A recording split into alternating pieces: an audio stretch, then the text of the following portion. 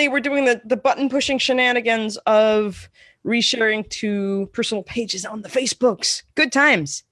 We are in such a weird digitals world right now with so many buttons and back ends.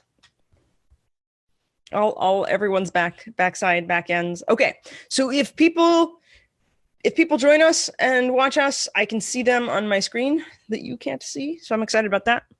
And I'm excited today because we're continuing our conversation of the movies and TV that made us. Dun-dun-dun. I think we left off, we were quite young, quite little, small child people. And I'm back. We got to suggest.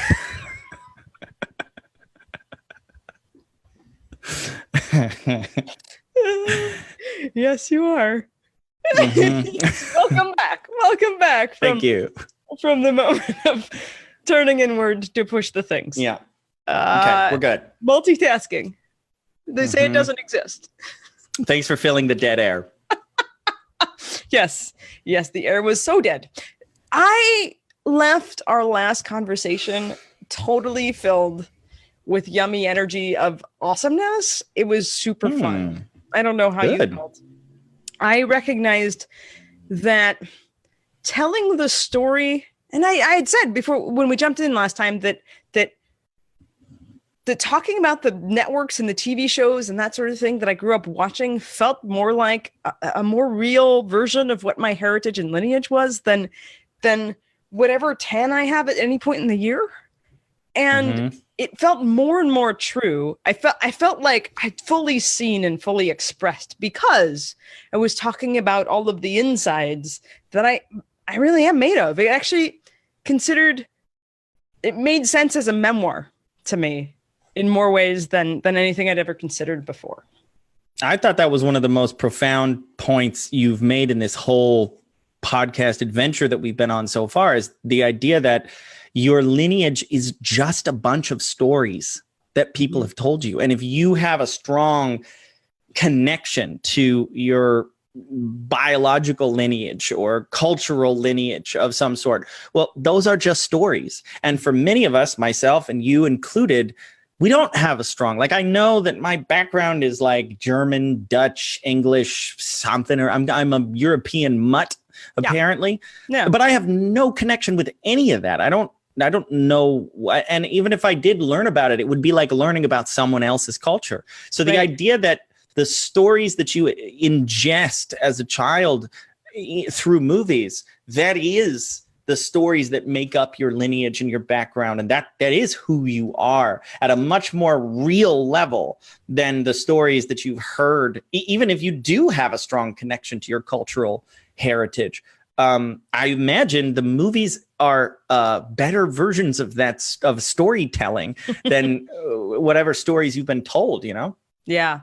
And it was fun because I got to talk to a group of people about what we had done in our episode, and they were super jazzed and thrilled because so one of the people I talked to was really excited to be able to just watch TV without guilt. I think two people reflected that they had felt like they were turning inward and just watching TV to sort of hide and heal. And I was like, exactly. That impulse makes a lot of sense because you know that you can get healing and soothing there, and you're going back to be supported by your people.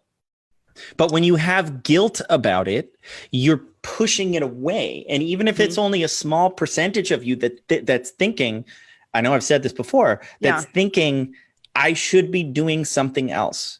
You are kinking the hose of the value that's possible for you to receive. But when you open up to it, all of a sudden, it can be more valuable than most people, I think, can even imagine.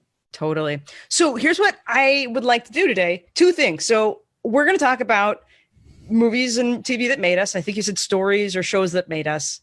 I had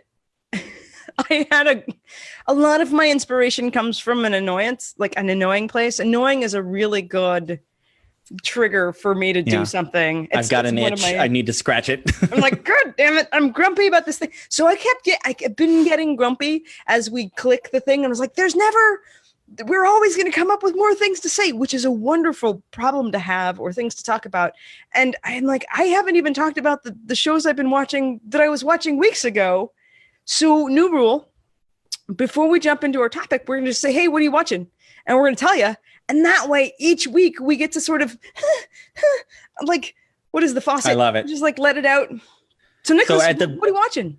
At a basic level, the one thing that we're going to do every time that we get together and talk is you and I are just going to talk about what we've been watching and what we've been getting out of it. Totally. Sometimes we'll have more to talk about, sometimes less. So what have I been watching? What are you watching? Well, we finished, I think in this last week, we finished The Good Place. And oh my God, that show is so well done. Yeah. And it's one of those shows that you definitely can tell that they planned how they wanted it to go. Yeah. And I love that. I'm so like, I'm still hurt by Lost and how wonderful the first season of that is, and how many seasons that I stuck with it going, come on, you guys, come on, you can do it. You can pull this out. And like, no, it just, you can't, I mean, you can be as mad as you want to. Have your feelings about Lost. I was thinking about Lost because it's in my middle section here of these phases we're talking about. Lost was one of the first broadcast television shows to leap out on that edge of a new kind of storytelling. Yeah. So they're pioneers, really. So True. So they were bound to fail at some stuff. Sure. I definitely grant that making anything that's watchable is a miracle. So I hear that. I just look at it as like, there are shows that you've seen where they map it out and you feel like, I talk about this with public speaking a lot, that when I teach people how to get in front of an audience and speak, that there's an energy that you want your audience to have, that they're being held in the palm of your hand. And it's like the opposite feeling that you get when you're watching an American Idol audition, like the bad ones, you know, when you watch those and you're just like, and like, as soon as someone gets up on stage, you're like, oh, this is bad. This is bad. Yes. And then there's other people where they get up on stage and they've got a cool, calm, collected confidence and a certain smile and swagger. And then all of a sudden you're just like, take me on a journey. Yes. It's an important value to be taken care of as an audience. Yeah. So there's some shows where I feel like I feel that way all the way through, that I'm like, there's none of this that's lost or there's none of this that's meandering or confused, that they know where they're going. And there's shows like Lost or X-Files that bothered me too, where it was just like they just kind of petered out. Whereas shows like, because of Lost, that's why more shows these days have a different setup of how they approach their arc. I mean, we were lucky with 6 Feet Under, which was another epic show, but it was on cable. Cable got to do what most TV shows get to do now before everyone else did. Right, they were like, they can plan the whole thing out. That we're going to have this many seasons. We've already signed with HBO. Alan Ball knew he had a 5-season story arc, and he got to start his project that way, where broadcast TV had no idea midway through their season whether they would still get to continue. Exactly. So speaking of that ideas, it seems very clear to me that The Good Place knew exactly how long they wanted the show to be, and they knew where they wanted to get to eventually. And man, did they stick the landing. Like the last episode, I barely stopped crying the entire way through. And I don't want to spoil anything for people who haven't seen it, but it is so deep and so philosophically profound. The characters go places that you couldn't possibly predict at the beginning. And it kept me guessing. It kept me laughing. It kept me thinking. Yeah. And I absolutely loved it. Yeah, I loved it too. I finished it like a week after everybody, because it was in broadcast. I finished Good Place like a week after it finished. Oh, that's a show that I was just like, somewhere in season 2, I'm like, okay, break the world, play with me, I'm good. Like, I trust you. We're all right. Everything's fine. No freak out there. Oh my gosh. The cast list too. I mean, just everybody like nailed it in that show. Yeah.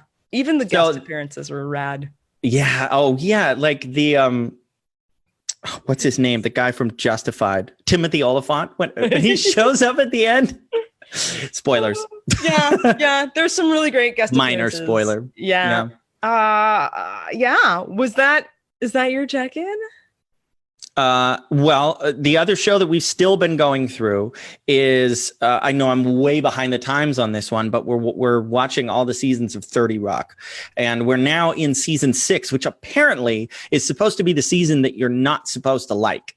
That if you like the show, season 6 is the one that missed the mark. And yeah, apparently even like I've heard in an interview with Alec Baldwin where he was like, yeah, our second to last season wasn't so great and we were missing it. But then apparently the last season comes back with a vengeance.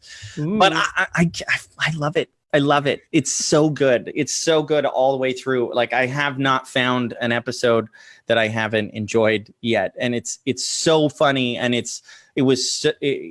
given how much older it is right now, even like looking at a lot of the progressive jokes and humor and things that they were weaving into the story like 10 years ago or however long. I don't remember when it was actually airing. But that's been another one that I've enjoyed the crap out of recently. Yeah. So we've been in kind of a comedy kick lately, looking for light stuff. Haven't started Altered Carbon. Okay. But we were waiting on finishing Good Place. And then lately we've just been watching 30 Rock. There's another show on Amazon that I've heard a bunch of people recommend to me that I started and I haven't finished it yet. I watched the first episode called Undone. Oh, I've not heard. And it's very short. Like the whole thing is like 3 hours because it's very they're short episodes, and it's done in that kind of like, do you know what rotoscoping is? Where they like animate over live action. Huh? I don't know. I think it's called rotoscoping, but it's there was a movie with Keanu Reeves and Robert Downey Jr. Waking Life, I think is what it was called. Oh, I can see the title of the movie. But I might be merging different things together here, but sure. I know there's a couple of, and I think Winona Ryder was in it too.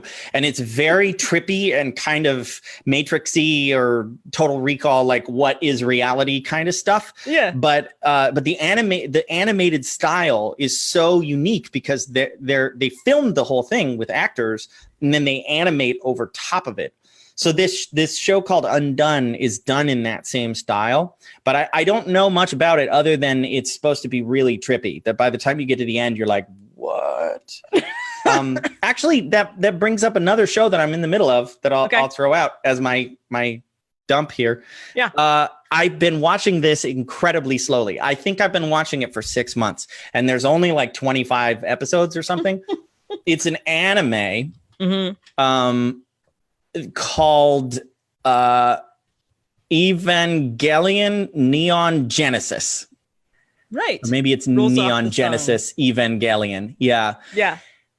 I heard about it because two people on the internet who I really respect their opinion on movies and TV, they both said that when they finished it, they had an existential crisis. That at the end of the show, they were both like, who am I? What is life? What is real? And they were like, literally, like, I'm not exaggerating, for several days afterwards, I was like, I don't know how to people anymore. Yeah. And it is not the easiest thing in the world to watch. It's not like gory or gruesome or anything. It's just, for me, like, I don't feel smart enough. And that's hard for me to admit because there's some, I like being the smart guy. Yeah. I don't know if you could tell. What? No. But there's some shows that I watch. Like, have you ever had that where you're watching something and you're just like, what am I missing? And like, it's not bad. Yeah. And I'm waiting for the end because I think I can see that it's going somewhere and I don't want to spoil it. Yeah. But that's another one I've been watching very slowly. And, when I get to the end, I'm mentioning it now because when I get to the end, I want to be able to go, oh yeah, okay, or nah, it didn't land for me. So that was when I felt the first time I watched the OA because you were so into it, and I was just like, this guy's a dick. I don't enjoy this guy. When does it get to the really cool stuff? And then I was like, I don't know. At the end, you mean better. Me? I'm a dick. No, the guy in the show. I'm like, why am I watching this awful kid? And then sort of the end got good. And then I maybe started it over again, or maybe I waited a month or so and then rewatched it because I was like, maybe I was just oversold. Maybe somebody there's like too many suggestions about this being good and I couldn't drop in. Who knows? And then later I was like, oh, yeah, I really dig it. That show was a weird one for me because I watched the first 3 episodes in a row, back to back, and was just like, what is this? And then like the next day I watched them again with Liz and was just like, this is incredible. For some reason, that one grabbed me and did not let go the whole time. The second season was pretty good. It wasn't quite as like, holy shit as the first season. Right. But man, that show really like impacted me on a spiritual level. We're gonna get back to that. I really want to meet her. Like the actress who is also co-wrote that show. Yeah. Like she's on my list of people that I just want to be like, what were you think? Can we get her on this podcast? Let's do it. We'll find her. That's my number one guest right now. Is 6 degrees. After we talk to Kevin Bacon, we'll get to talk to, what is her, Bree something? Yeah. I don't remember last name. First, we'll learn her name. Then we'll interview Kevin Bacon. Yeah. And then we'll get to interview you or whoever shows up first. Did you see the TED Talk where Kevin Bacon talks about Kevin Bacon, like the 6 degrees thing? That was really interesting to just think about, like, what would it be like to be that guy? And like your name becomes a meme, like before memes are memes. Right. I like stuff like that puts you in the shoes of someone who you wouldn't otherwise have compassion for what they're going through. Totally. It was a good talk. Okay. I'm moving on purpose. Yes. Tell me about what you've been watching. So I have a very short thing to talk about what I've been watching. I have been watching Altered Carbon season 2. I found it fantabulous. So I look forward to when you catch up. I went back and watched all of season 1 first. Oh, good for you. Because I didn't remember. I remembered some of it, kind of. It helped, though, rewatching the first season and going into it. So I don't have a lot to talk about there, except for I think it makes sense for us to drop in for other episodes topically and talk about themes and then just which shows explore specific themes. Yeah, I noticed that while I'm talking about this, it's very high level. Like Good Place was wonderful. And I think we're going to need to get spoilerific at some point to get into the nitty gritty of what themes and insights that we're getting from stuff. Yeah, I think so. So here's we'll put this in time. We'll drop this episode in a timeline. This is the day after Super Tuesday of 2020. And in my Facebook feed world, there are a lot of people who really love Elizabeth Warren and were disappointed that she didn't showcase better in the primaries. And there have been a lot of conversations about why and whatnot. And one of the things that went through my feed of people sharing is that Elizabeth Warren has a lot of qualities that aren't common, and that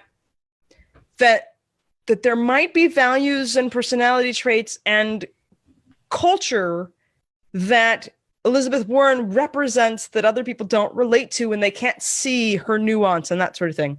And so this relates to the thing I'm watching. So I finished Altered Carbon. I finished Good Place. I finished a bunch of shows, and I'm like, I'm in the middle of a show. So there was this I'm doing the Netflix search. I'm like, between my show's place, so stressful. And there is a show called Spinning Out, ice skating. And I don't particularly necessarily care for figure skating but I like athlete movies. I like the pursuit of greatness. And sometimes these movies have surprised me by being interesting. And Did you see Cutting Edge? Preview. Yeah, Cutting Edge. I love that movie. Yeah. So so here's this show, and they're showing a preview of a skater who falls, and she has some trauma. And so I start watching the first episode, and I'm cracking myself up with this idea. It's like, oh, okay, I've got a new idea for a show. It goes like this. A person has a trauma, and then they cope with it through sex and alcohol and not going to therapy and not addressing that they have a trauma. Okay, that's the plot for fucking every other show that I watch, because apparently there's a paradigm wherein people just don't go to therapy or heal their trauma because ignoring it and drinking is the thing. And I realized Sounds about right. that to even get to a place in my life where I think that's stupid and absurd, like I'm finding myself weekly yelling at the TV, just like go deal with your shit. Go deal with shit. We're trained in hypnotherapy. We're trained in NLP. We're trained in techniques that help people just shit. We're fucking weird. Yeah. I keep forgetting that we're weird. Right. That we're in a paradigm of like, there are millions of people of like, of course, if you have PTSD and you're thinking about that fall when you know, and you're almost going to quit your ice skating career, of course you should numb it or bite yourself. That makes sense. Drink a lot, do some Coke. I was like, what? Also, I scream at the steel television about superheroes. I was like, or instead of becoming Batman, you could take any of your billions of dollars, and instead of becoming a warrior ninja guy, you could just sit with someone and feel your feelings and like that, and then recognize that you are not responsible. You are not responsible. Yeah. For fighting all of the crime of all of the craziness in the city. You could just... And at no point is any of that actually healing any of your trauma. I can't remember if we talked about this already on this podcast, but I've been thinking a lot lately about two radically different worlds that you can live in, and that some people live in a world where trauma is a thing you can heal. Yeah. And other people live in a world, whether they consciously are aware of it or not, where at some level they don't think that trauma can be healed. And those are two radically different worlds that you can live in. When you have exactly. Their ego to the current state they're in, and they're like, this right now, this feeling I have is forever. Mm-hmm. And now I just have to learn to cope with it and deal with it, instead of going, well, you could just get rid of that. Like it might happen instantly. It might take time, but you can get rid of it. Yeah. Well, and even in the freaking sports world, they have sports psychology. Stuff happens to people all of the time. Maybe that's in another episode. They have to start at the bottom, I suppose. Right. That's that is one of the challenges of movies and TV shows, is there must be drama. Right. My wife talks about this all the time with like romantic comedies, that like there are no good examples of healthy relationships. None, virtually none that anywhere that you can point to in movies and TV, because there has to be drama. So they got to be fighting about something. Mm-hmm. And so a lot of people modeled that, that's what a relationship must be like, is that we're constantly fighting about stuff. Totally. Which is part of where we're going to go. We're going to talk about these models of how we thought humanity had to be shaped, the rules that we were programmed with by our early TV watching. I have to know, do you know when you have to jump off today? I'm flexible. Okie dokie. Alrighty. So we were talking before about early childhood, early stuff. And there were some places that I missed. I missed three spaces. One of them super short. You had shared that you would get convenience store food and watch TV with your grandparents, I think it was. My dad. Or your dad. My mom, there used to be an AM PM like a block and a half away. And my mom would we would get a couple bucks. They would have the 2 for $1, like 2 hot dogs, 2 hamburgers. And we would get like 2 of each for both of us. And she loved watching The Wizard of Oz. That was her savior movie from all of her childhood trauma, was really thinking about escaping like Dorothy over the rainbow. Yeah.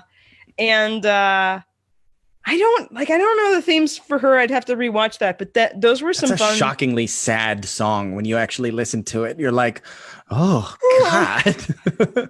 If bluebirds fly, why can't I? Yeah, like where dreams come true, not like here.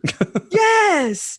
I think it had a lot to do with all of her trauma. Not all, a lot of her trauma is also happening in Kansas. And she just really wished to not be in Kansas anymore. That doesn't help. No. Oh, my mom. So that was fun.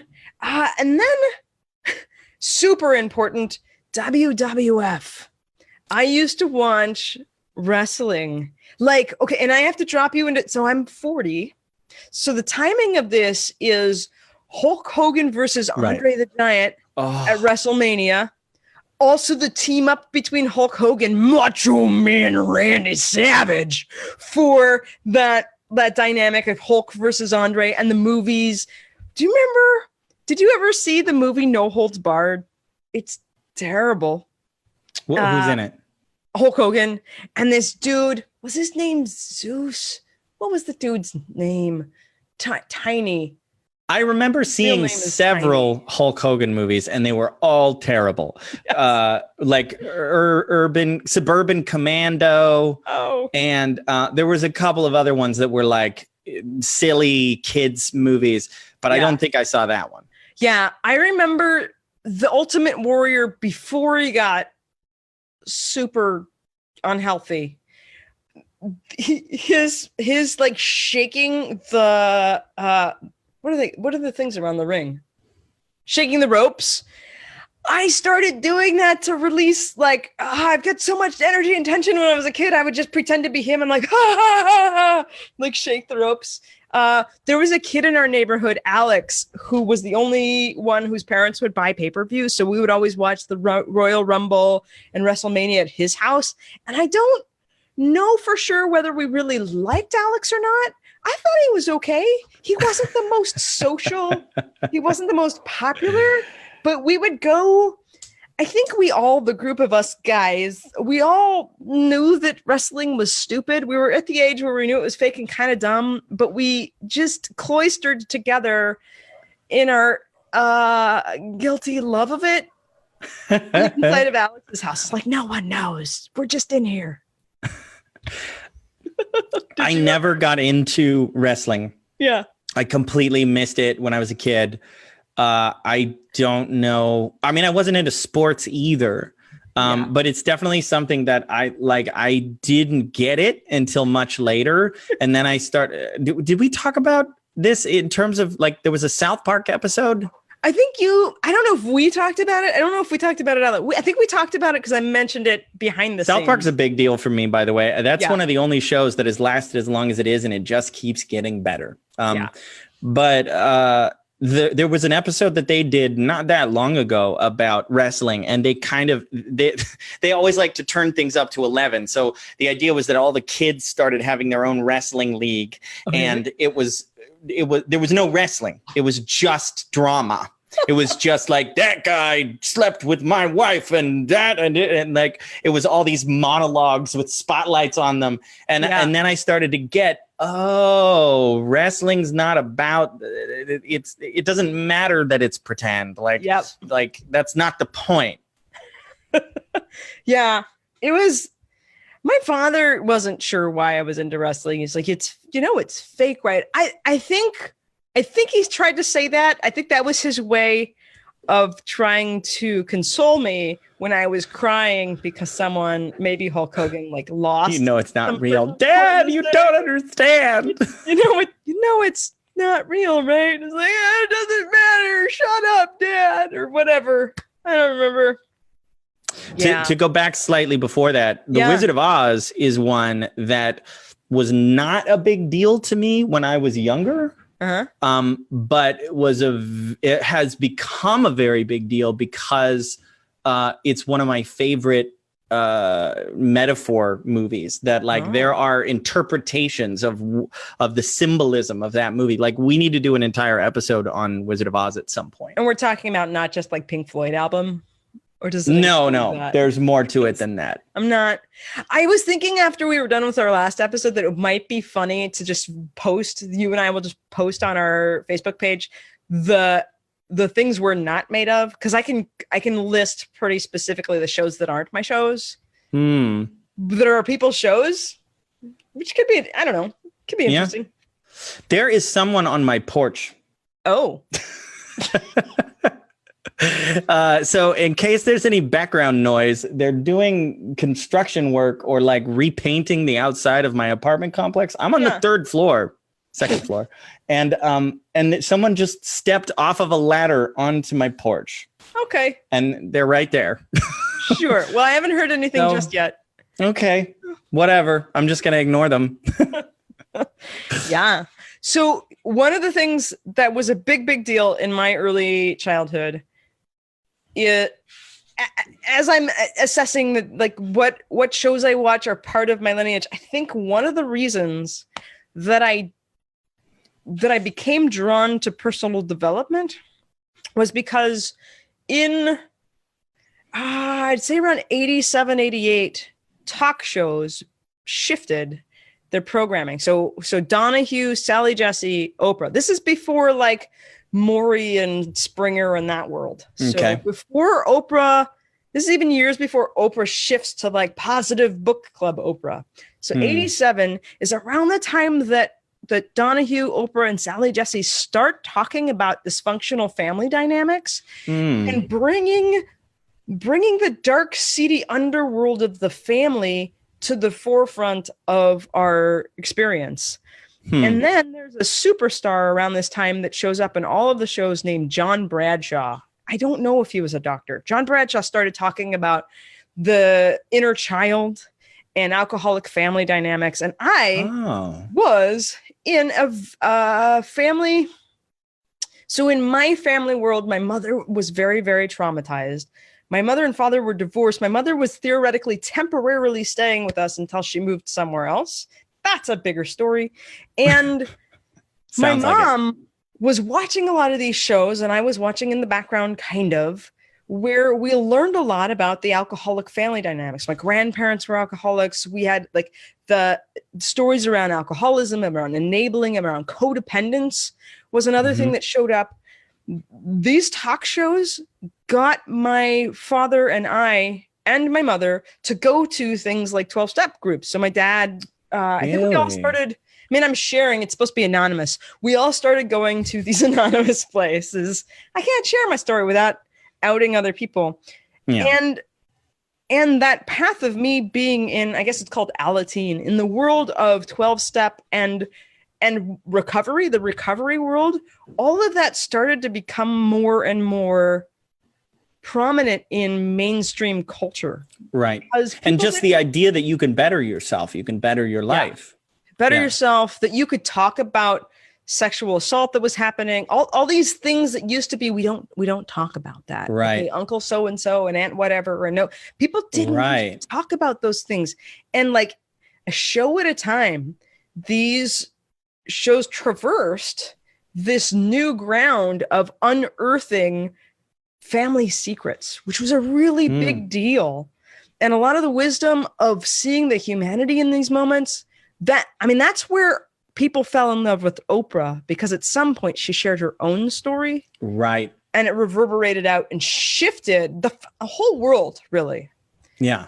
So that was something that I think I had in mind to talk about when we were talking about the TV shows that made us, that I forgot to mention last time. So that's my. Well, that's interesting. I did not watch talk shows. I think my mom watched a little bit. She was like into Oprah a little bit, but I never really paid attention to them. But when you were talking about what it did for you, it made me aware, and I don't think we've ever talked about this, that when in my early childhood, I grew up very religious, but my parents started going to like religious seminars. They were not like church services, but they were like really just seminars and trainings, motivational, but they were religious oriented. And that laid the foundation for me that there are challenges in your life that if you go searching for a solution, you can find it. Yeah. And it even layered in the idea of being the kind of person to get up on stage and offer solutions for people's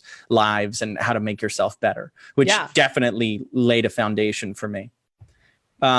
I thought of another, last time we started talking, I had only written down movies. Yeah. And then we started talking, you started mentioning TV shows. And I was like, I didn't have any TV shows from my childhood. And then I was like, oh, yes, I did. And a whole bunch started coming to mind. So one more came to mind. Ooh. And there was something specific about this one that that I was thinking about, why is this significant? So it was another show that my family used to watch, was Quantum Leap. Oh, yes. Scott Bakula. Oh my gosh. So that show, I think, was one of the major things that layered in this idea that is such a core part of my personality, which is make the world a better place. Yeah.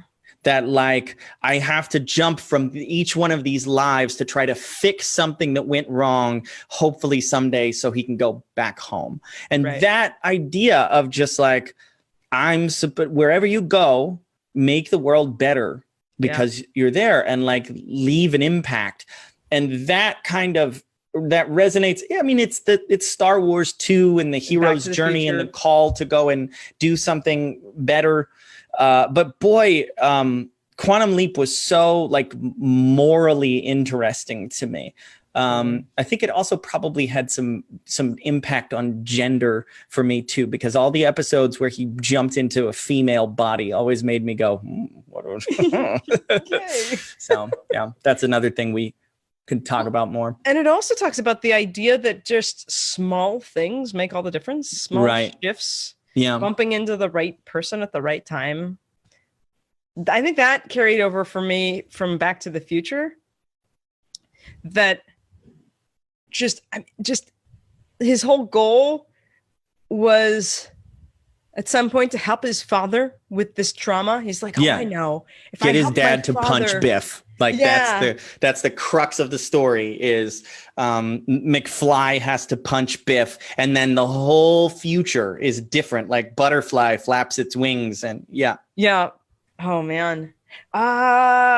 So do you have any other like early childhood stories? Let me mention a couple of other movies. Cool. From the early childhood stuff. So there was another whole series of movies or list of movies that I hadn't thought of that was like family related. So I think I mentioned that like I wasn't allowed to watch a lot of stuff. We didn't have TV, and I wasn't allowed to watch Ghostbusters, for instance, because it was demonic and all kinds of other religious stuff. And I like the term was worldly music and worldly movies. You're not allowed to want to be a part of the world. You must be separate from it. So there was a lot of things I missed out on, but one of the things that was okay was old movies and TV and stuff. So my sister was super big into musicals, like the big musicals of like Singing in the Rain. The other big one that we watched a lot of was Bob Hope and Bing Crosby had this series called The Road to whatever, like Road to Morocco. Road to, I don't remember the other ones. And I watched a lot of those. We watched a lot of Jerry Lewis, Dean Martin. Oh yeah. That pair up, which is the same format. I definitely have a bit of Jerry Lewis in my own personality. Yeah, for sure. I mean, he's still like some of his comedy routines. I mean, do you remember the one where he does the orchestra thing, where he like conducts an invisible orchestra? Yes. Like his physical comedy is like without Jerry Lewis, there is no Jim Carrey. Oh, right? God no. Yeah. He was so brilliant in many ways. And so there was a lot of old movies. I'm trying to think of the ones that really stood. I mean, like the Oklahoma and like the classic like musicals, West Side Story. Did you see It's a Mad World? Is that a newer one though? No, there's a newer movie based on it. Rat Race is based on that movie. Oh yeah. No, I haven't. I've seen Rat Race, but that's what I was thinking. As I knew there was an older one. In it. You just like go back and see it. It's probably terrible, but pretty fun. Yeah. Like White Christmas. With Danny Kaye. I remember really liking Danny Kaye. There's a movie called The Court Jester with Danny Kaye. Okay. That is Danny Kaye is another one where no Danny Kaye, there's no Jim Carrey, because he was like that tall, skinny, lanky, hilarious physical comedian. Right. Court Jester holds up. Go like watch that. If you've never seen it, it's worth, if you're listening to this and you're into like old funny musicals, really, really good. I've watched that recently, and I was like, that's still great. Can I out you a little? Because musicals, if we're talking about what made you, and you grew up listening to old and I was a musical theater performer. Like, that's what I did in college. Yeah. Yeah. Oh, is that what you were going to say? Sorry. Yeah, no one knows that. They're just meeting us. I'm like, this is kind of important to say. That's I was classically trained in opera for 8 years, and I did musical theater. I was a pretty terrible dancer, but a reasonable actor and a good singer. Yeah. And I was in a number of plays in college. I started really early when I was 14. And then I went to college when I was 15 because I was homeschooled and just skipped high school. And I started getting cast as the lead role in the college musicals when I was 15, which, by the way, not a good thing for a developing 15-year-old ego. Like, I was so full of myself, but also incredibly insecure. Sure. I was in Fiddler on the Roof. I was in a musical called Children of Eden. Stephen Schwartz, I think. I was in another musical called Forever Plaid that was about this men's quartet that dies on their way to a performance, and then they get a chance to perform before, like in limbo, like before they go to heaven. So this whole performance is done to the audience, but we're dead, and then at the end we transcend. That was the first time I got fan letters from girls, which again at 17 years old, that'll mess you up. Sure. Plus the immodesty of actor people. Right. Backstage. I accidentally, as a person returning to college as an adult, I definitely exposed some humans to life they did not see in Mormon Utah and homeschooled. I didn't know one of the people backstage in the show was 15 and had homeschooled and was in college early. They were different people after, making the world a better place. Quantum leap, just exposing people to new concepts. Sure. Like pre-com, it comes up. It always comes up. And you got to teach people things that are going to be useful. And what did you just say? And other things that one might say backstage. Did this just get rated R? Did this podcast just get rated R? People should know about these things sooner or earlier. Okay. I love you so much, Adrianne. I just recall 3 years after that moment being at a party and saying, well, is this my fault? It's what I'm witnessing here in this room that I'm probably not supposed to see, and this person may be too drunk to remember. Did I do that? All right. Let me go into movies. So I have another list. So this was the list that I originally made. So we already talked about Star Wars. Yeah. I think we already talked about Neverending Story, which those are ones we need to do entire episodes on. So I don't want to dig into them. Sure. Aladdin was a really big deal for me. Yeah. That was like the Disney movie that I watched on repeat. We talked about Honey, I Shrunk the Kids. Yeah. That was the first time that I remember crying in the theater watching that movie when the aunt died. Princess Bride was another one that we mentioned. Now we're getting to some esoteric stuff, okay? So there's a Disney movie called The Flight of the Navigator. Oh. You know that one? I do. Oh my gosh. Is that the one with Star Cruiser Crash? Is that in there? Because I know there's two that get sort of spliced together. Flight of the Navigator was Ethan. Is it Ethan Hawke? He might have been. No. I know what you're thinking of. That's called The Explorers. There was another movie with Ethan Hawke and River Phoenix. Yeah.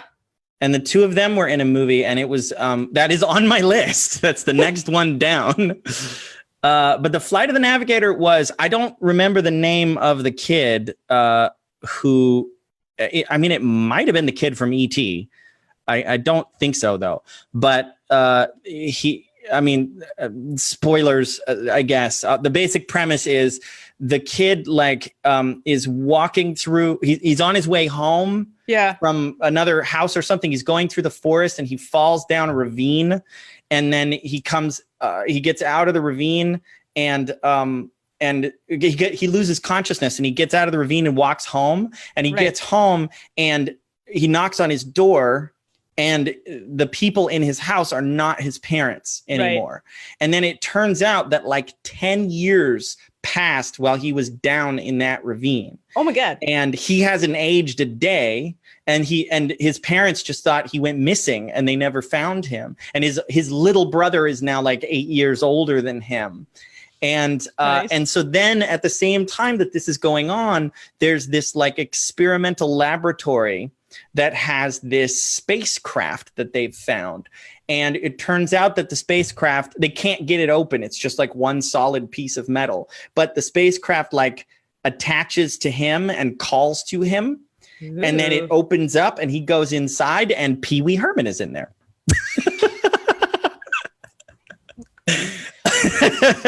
No, really? Technically, the guy who does the voice for the spaceship is, what's Pee Wee Herman's real name? Paul Rubens. Paul Rubens. It's Paul Rubens. Pee Wee Herman's a bad And he even does the laugh a couple times as the spaceship. But the reason why this is significant is, first of all, the call of something is calling me and I'm the special one. That's the Joseph kind of thing. But there was something else. This was one of the first movies that started to layer in this theme that I resonate very strongly with lots and lots of other movies that play on this, about a voice that speaks to you. Yeah. An intelligence that isn't yours, but that you're in tune with, and that it knows more than you do. And there's this wisdom. Yeah. And Flight of the Navigator, for me, it layered in the idea of an unconscious mind. Even though when you watch the movie, that's not what they're going for. But when I thought back on what's significant about that movie for me, that's one of the things that stands out to me. There's another movie. I'm going to skip Explorers and just do one more, and then I'll toss it over to you. There's another movie. These are real little known. There's another movie called Cloak and Dagger. Not sure if I've seen you'd recognize the dad from it. Yeah. And I don't remember all those little kids from that time. They all are the same kid in my head. It's the kid from E.T. is the kid from Explorer. It's the kid from Flight of the Navigator and the kid from Cloak and Dagger and the kid from the other movie I was going to mention called The Quest, which I like that one too. Totally. But Cloak and Dagger was this silly concept that it's a spy movie, right? Mm-hmm. And there's this the Russians, I think, have secretly placed the plans for a super secret airplane in a video game cartridge. And the only way to access it is beat the game, of course. Okay, sure. And they're smuggling these plans out, and somehow the kid ends up with them. But what they don't know is that this little kid has an imaginary friend who is the world's greatest spy, who is also his dad. It's the same actor who plays his dad. And his dad is an airline pilot who's gone all the time. Mm-hmm. And so he's created this imaginary friend who is the same actor as his dad, but he is the world's greatest spy. It's like James Bond kind of thing. Cool. And he ends up going I got this. I can handle the Russians. And so he it's a little Home Alone, but it gets super fucking real at the end. There's a part where one of the bad guys says, "I'm going to blow your kneecaps off, you little kid." And he's got a gun to a child. Yeah. And I remember as a kid being "Oh, I don't like this anymore." And it's so, again, I don't want to spoil it, but the end of the movie was it played with this idea of imagination and reality. Yeah. It played with an unconscious mind or a character that you created with your own unconscious that gives you superpowers, which I didn't even realize all this when I started writing these lists down. But when I started asking, why were these movies significant to me? And why are they still the ones that I think of? It's because they have these seeds that when we talk about the next lists of movies, it doesn't stop. They just keep going into the same notes resonate with my soul from all the way back then till now. Yeah. And I was talking about themes that I had noticed were values around brotherhood and honor. And I used to watch Breakfast Club all the time when I was sick. This idea, really big idea that I think drives a lot of my world is this idea that we're all weird and we're all fighting some secret battle that maybe you don't know about. Breakfast Club was huge around that theory. And it's also part of the story around my Band-Aid tattoo. When people ask me about it, and I talk about that at a different time, but these core values we have. What is this? Well, no, I was just thinking, I asked you about your Band-Aid tattoo years ago, and I don't remember getting a story at all. Like, I remember you being real dodgy about it and just being like, all right, I guess there's no story behind it. But now I really want to hear the freaking story, because I was asking you, I'm like, tell me about your ink. So Breakfast Club, people are dropped into a room. These are all the people who are most unlikely to ever know each other or understand each other. And they have this profound experience together. And then they start uncovering their challenges when they start really dropping in because they're stoned. Stepping in and telling each other what's really going on in your life. You realize that each one of them has a challenge that and hurts and feelings, and everybody's like, oh my gosh, you're like me. And then they dance together because 80s movies, there's a dance scene. And then there's connection. Well, so when I was born, I was stuck, and they pulled me out with forceps and pulled nerve endings in my shoulder. And so in those years, the early years where people wiggle about and figure out what each muscle is for, it's like, what does this do? I didn't actually use my left arm for the first 3 years of my life. I had like a 3-legged crawl, and they did physical therapy stuff with me when I was little, but I didn't really start utilizing my left arm until maybe 4 or 5 in physical therapy and pools and such. And so I have different range of motion in this arm. Yeah. And perhaps I overcompensated. I was very feisty, very athletic, very drawn to climbing trees. So when I make the list of the way that I specifically overcompensated, I was a point guard on my basketball team in high school. And I have a tennis toss that is a little weird, but highly effective. I have a pretty dangerous serve. I am a guitar player. It is actually not very easy for me to play guitar because it's like tense and tight, but I still do it. And I was a goalie in soccer for a lot of years. Pretty successful as a goalie, even though both arms have completely different range of motion. Yeah. So, of all the things to do in soccer, it's the one thing you need your arms for. That may explain quite a bit about me. Glad we're meeting. So I was 21 or 2. No, I was 23, and I've always loved boxing. I've always wanted to box. That the Rocky montage, any training montage that has boxing, so ingrained in my core. And so I finally decided to sign up. It was one of those things I didn't think I could do. I signed up for a kickboxing class, and I'm trying to learn to defend myself.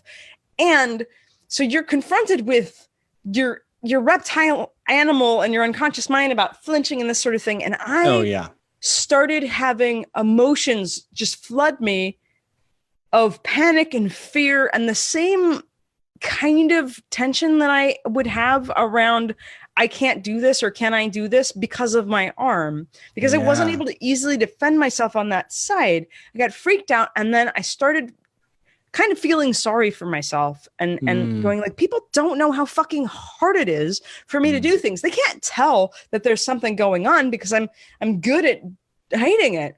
And so I got the idea to put a Band-Aid on my elbow to just have people get to know. And here's the deal.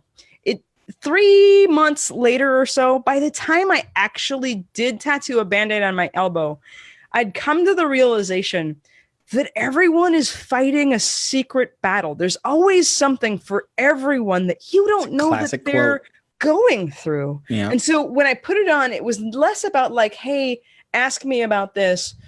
I got to tell you my shit. It was absolutely about recognizing and reminding myself. It's a reminder for you. Yeah. The power of knowing that you just don't know. Everyone is doing the best they can with their own circumstances, and everyone is fighting some secret war you know nothing about.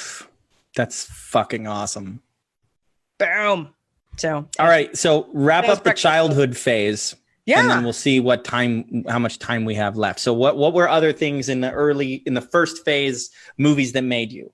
Just to remind folks, we broke this up into 3 phases. We were thinking of it as there's movies that we watched, movies and TV show, stories that we were exposed to before we really knew what was going on. You're just an open sponge, and these things in many ways probably impact you even more than anything that comes later. Then we thought of like there's a phase we called like pre-waking up, or it's like in your teenage years or however long that phase lasts, where you're still exposed to things and you still love things, you still have preferences for movies, but then there's a threshold that you cross at some point where you become aware of the power of stories. Yeah. And maybe you've crossed that already. Maybe you're just now beginning to think of the idea that you can cross that and that movies can have that. But for Adrianne and I, we both had a certain point when we started to go, oh, wait a minute. And really the truth is in phase 1, everything just soaks up. And then a lot of the most profound transformational experiences I've had watching movies and TVs, going back and watching the stuff that I watched then with this new mindset. Yeah. And then the second phase 2 is a series of things that these are the ones that impacted me, but I didn't know why, or I didn't understand what was going on. So did you feel like you covered the childhood? I think I mostly did. I think that the last things to point out are probably you've noticed in my tiny self, I said I was part of Boy World. I did a lot more modeling of boy characters and male characters in my personality than I did female characters. There were some impactful females that probably came more with estrogen. I think back there is like Punky Brewster and Joe from Facts of Life. That I was like, but Joe, they were both kind of tomboyish. One really important thing that I don't think anyone would know unless I told you, so I'm just gonna give you a gift. When I walk up a hill, I walk like Patrick Swayze. And when I walk down a hill, I walk down a hill like Michael Jackson. And if you're trying to figure out from where Patrick Swayze is walking up a hill in Dirty Dancing and then having a very tense conversation with Baby, and he looks like a fucking badass. And I was like, that, my friends, is how one should walk up a hill. Because walking up a hill is really freaking hard, right? And no one knows how to do it except Patrick Swayze, who also tailors all of his shirts, including his t-shirts. So if you want to look amazing in a shirt, tailor it. And then Michael Jackson walking down a hill, he does this on this, like, there's this treadmill in the duet with his sister Janet in Scream. That's where I learned how to walk down a hill. If you watch the video for Scream, seen it. No, it's pretty decent. It's really white. It's a little creepy, but when he walks down the treadmill is going and he's walking down and it's going up. In case you need to relearn to walk down a hill again, because walking down a hill is not easy. No one looks good walking down a hill except, here's these 2 examples. Was he in heels? I mean, I kind of make the assumption that he's going to have some kind of elevated heel, which makes it even more like that. That's the thing I didn't learn until much later. Boots. There was a scene in The Matrix, which we're going to get to that one soon. Yeah. There's a scene in The Matrix that I remember when the second Matrix, they had these characters called the twins, and they had like white dreads, and they could like turn into they could like move through walls and stuff. And there's one scene that I remember where they're they drive through one of them with a car, and he's like standing there, and he goes, ah, and then they drive through him, and then he's just standing there, and he turns and walks away. And I remember asking my sister, why does he look so cool? And she's like, because he's wearing 3-inch heels. And I was like, oh, and it changes the way you move and walk, especially if you're like a dancer or martial artist or whatever. But there's a reason why people wear heels. I know that there's a patent on the shoes for Smooth Criminal that like. Oh, that yeah, vertical, where like you can hook them forward into bend. the stage and then, oh, that's so badass. God, that was such a cool effect. So one of the things I want to say before we move on to the next thing, and maybe we'll do a little while. We've been going an hour, I think. Like a half hour just disappeared from time. I don't know where.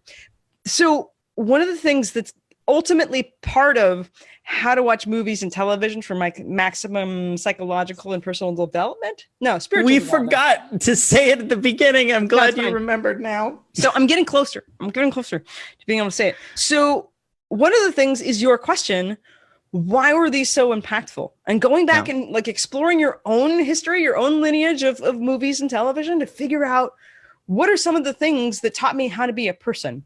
Yeah. And the second phase is like pre-awakening. I kind of think about it as sort of identity-based entertainment, because this sort of starts in, I don't know, adolescence, where we're starting to not only like soak up who we're modeling, but we're also starting to actually walk it out into the world and try it out. Like these are the years where my friends and I were actually redoing the SNL skits with each other because we're trying out this bits of humor on each other. So it's like identity reinforcing, identity defining, identity like exploring content at some point, and then it turns into the things that you reinforce. Like it's sort of the same concept of most people just listen to the same music they listened to in high school and they stay there, right? Yeah. And I think that's where a lot of people's entertainment kind of stays in this zone we're entering. I think that one of the other things that happens at this phase is that what you like starts becoming like a calling card, or like you start having conversations with people being like, what kind of movies do you like? And then they tell you a list of movies and you're like, oh my God, I love those movies too. Or they tell you a list of movies and you're like, I don't think we're going to be friends. And that's not really the case when you're a little kid. But when you get into this next phase, then the movies become part of like a way to express yourself, to say, this is me. This is me. Do you see this? This is me. Like I am a blank fan or whatever. Totally. And so for me to talk about this part, this actually is, I would need to actually reveal things about myself that I don't necessarily talk about. Like, for instance, how I was a lesbian in high school. Am not now. I would be a pretty poor representative of lesbianism. Well, not in the sense of like in the 90s, I was a vegan and a lesbian in the like mid and early 90s. So this is a thing you don't talk about very often, because this is something I know about you. But well, it's a weird thing to say I was a lesbian in high school. Yeah, I suppose that's offensive to some people. I don't know. You know, the annoying phrase of like, it's just a phase, or you haven't met the right guy, or that's what I mean. It's why I'm being poor representative, because at some point having sex with men is amazing, which makes me the worst spokesperson for lesbianism. But in the 90s, no one was out. No, that's not true. So Katie Lang was out from like 92 forward, and Melissa Etheridge was out from 94 forward, and then who joined? And then Ellen, what is that, 97, 98? She comes out, right? And that's the big explosion. I think Ellen was like the first person that I was like big, like I knew that it was a thing before then. And I knew some people in my own personal life, which is weird given the tiny little freaking town that I grew up in. And culturally, so eventually the L word comes out, and then it expands what lesbians are doing culturally. But back in the day of gayness, and I only have an experience of it in the 90s. And when I'm aware of this is like somewhere around 13, I become aware that first of all, in Portland, there's a magazine called Just Out that gives you access to specific places where people meet. There are certain there are rainbow shaped things and triangle shaped things, and there are pins. There's a bookstore in town, like the bookstore, that actually ends up being teased about in Portlandia decades later. So there's this feminist bookstore that opens, and they have like poetry readings, and there are meetings and groups.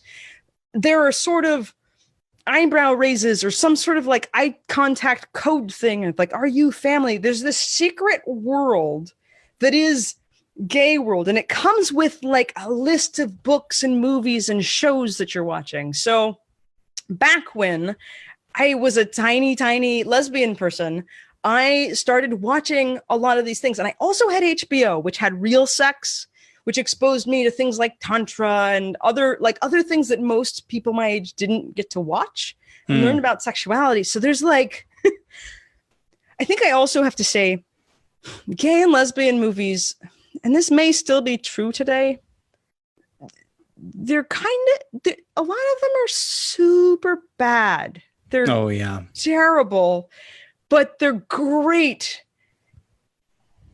And they get to be made because people will watch them because you run out of this material. So like I remember rewatching Fried Green Tomatoes over and over again, and Thelma and Louise, and what's my list I put down?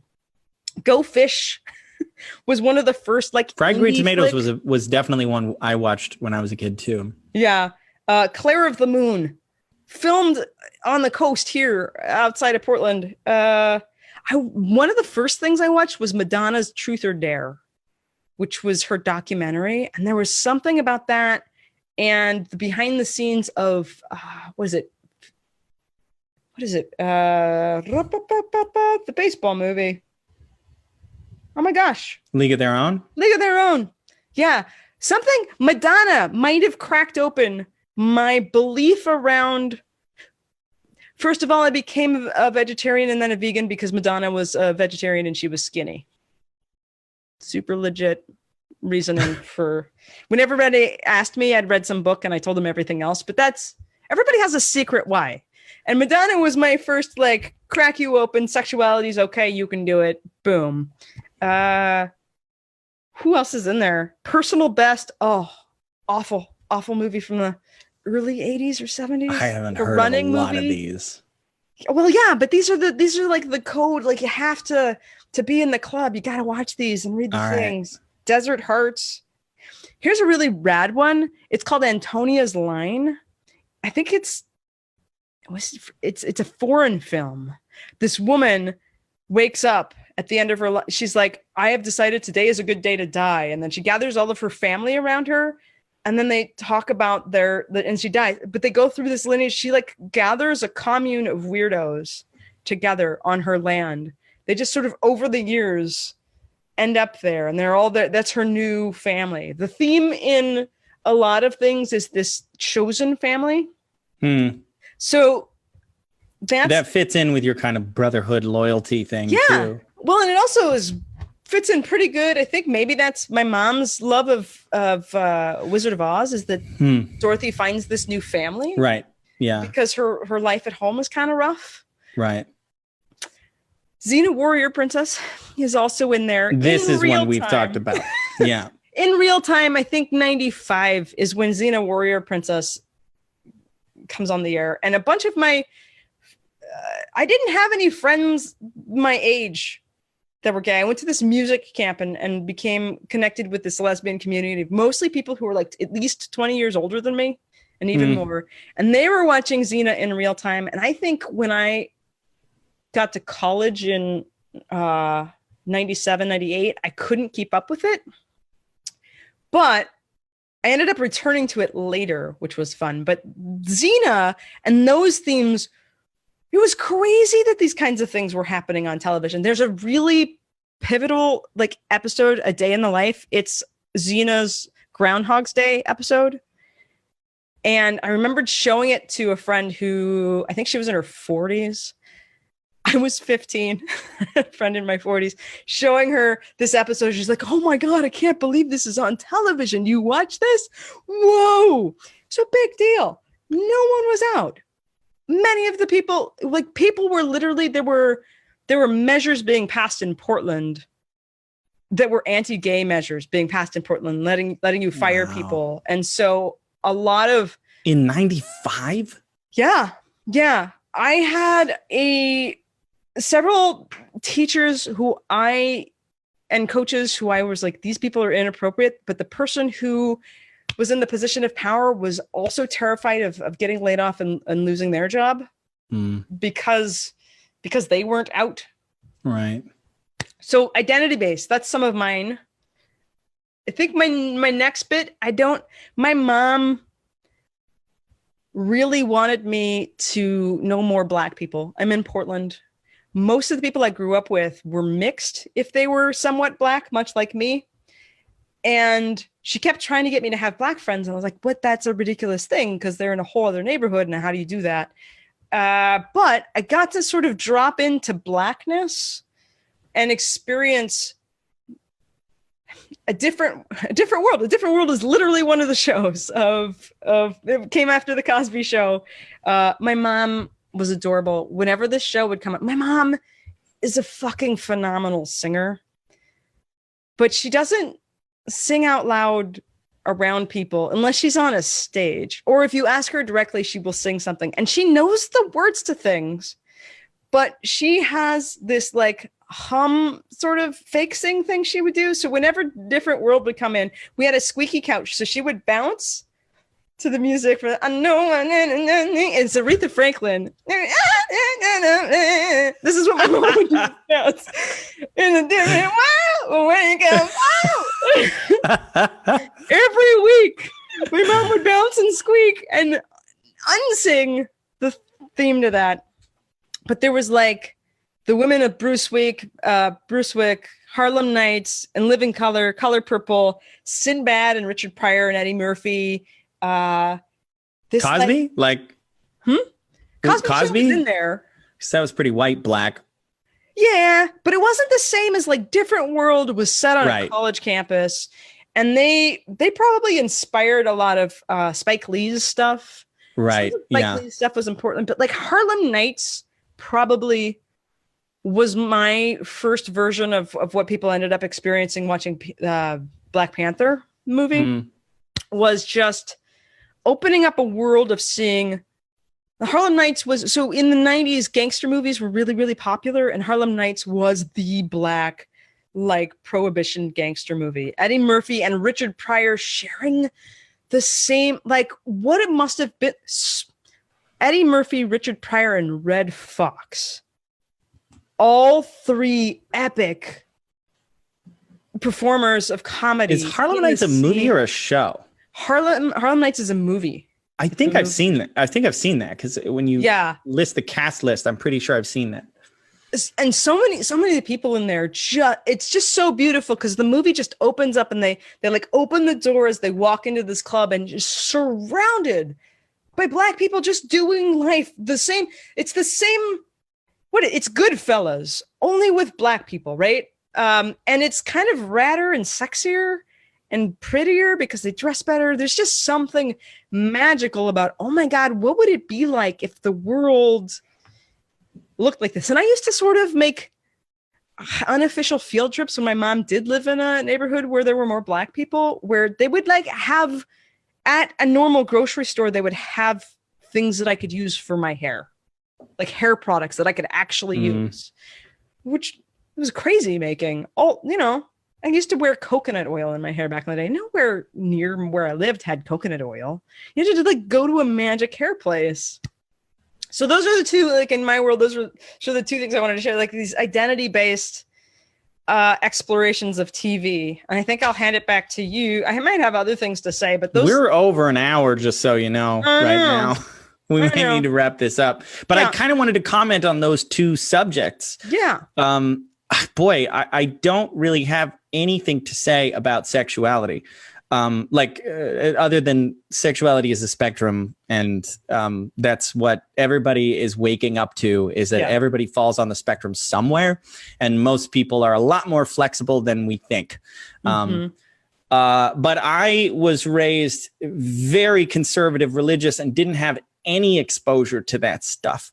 I will tell you one funny story, which I may have told you before, but this is how ignorant my family was, that I, at one point, said the word in a restaurant. I said the word homie, and I didn't know what it meant, but my parents thought that it meant homosexual. And so they said, you probably shouldn't say that word. And then they had to explain to me what gay meant. After I used the word homie. Did you see that? Homie, don't play that. Was that where I that came don't from? know why I said it. I don't remember where it came up, but I remember things got tense for a moment. Because that's one of Damon Wayans' characters, I think. Unless it was David Allen Greer. I don't remember how it happened. More directly be, I get that, like, yeah, Jerry Lewis is probably related to Jim Carrey's career, but Jim Carrey did borrow a lot of bits from David Allen Greer, I think. Oh, I bet. Yeah, no doubt. I mean, in his like immediate. So like my exposure to the spectrum of sexuality was in person. I had very little exposure to it in movies. Like I remember like a couple movies with like the gay best friend. Like there was one with Rupert Everett. I don't remember what it was. The Madonna and Rupert Everett. It might have been. I don't remember. I think it was Julia Roberts. Oh, well, yes. So there was a movie with Julia. Wedding. That's probably the one then. There was another one with Madonna. Yeah. Anyway, so my exposure to that was in real life. Like I met the first gay people that I knew in college, and was exposed to that and was like, oh, these people are totally normal and cool, and I think all the bullshit that I've been fed is bullshit. And it wasn't very hard for me to like transcend the religious programming, which there wasn't much of. My family was pretty chill about that kind of thing. Yeah. The racial stuff, my family made a big point about watching, it was just in my head, Roots. I was gonna say Roots. I forgot to say Roots. Thank you. Yeah, my family sat down, like it was like not homework, but it was like, we are going to watch this together. And after every episode, we sat down and talked about the history of this kind of stuff. And my family was very big on like, hey, this is a real thing that happened and you need to understand this. And we were not, I was not exposed to people of other races. There was a lot of Mexican people around, but I remember it was a weird experience in my little tiny town in buttfuck rural Washington State, that if you saw a black person, it was like, whoa. But there was a couple of personal experiences that I had were when I was like 6 or 7. We went to Disneyland and we stood for hours in line. And the kid that was right next to me was the first black kid I'd ever seen. And we became friends and then said we were going to, I think we actually wrote to each other. Yeah.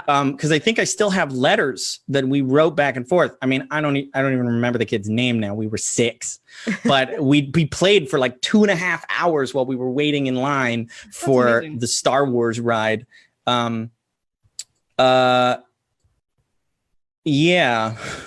Well, but this phase though is around sort of like identity supporting. Was there anything that you were watching in this chunk of time where you're like, for me? So yeah. I was addressing the points that the themes that you brought up. Yeah. So for me,